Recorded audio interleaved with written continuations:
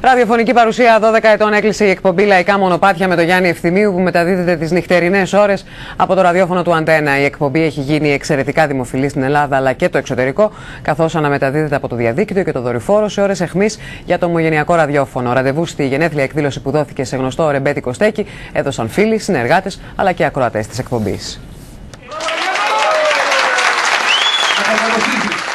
Με μια βόλτα στα γνώριμα για αυτόν λαϊκά μονοπάτια, εκτός στούντιο όμως, αλλά με τη συντροφιά της γνωστής ραδιοφωνικής παρέας, ο δημοσιογράφος του Αντένα FM 97 και 2 Γιάννης Ευθυμίου γιόρτασε τα 12 χρόνια της δημοφιλούς εκπομπής του Λαϊκά Μονοπάτια. 12 χρόνια τα επίσημα στον αέρα του ραδιοφώνου του Αντένα, όπως πάντα 2 με 5, 7 μέρες τη βδομάδα, για να περνάνε καλά οι ακροατές του Αντένα και εμείς στις επάλξεις.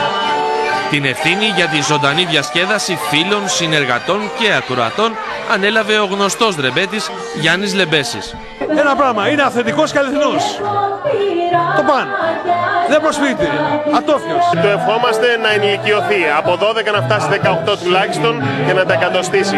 Ολόθερμες ήταν οι ευχές για την 12η επέτειο της εκπομπής, που γνωρίζει σημαντική επιτυχία και στο εξωτερικό, καθώς αναμεταδίδεται από το διαδίκτυο αλλά και μέσω δορυφόρου για το ομογενειακό ραδιόφωνο. Κάθε φορά μας εκπλήσει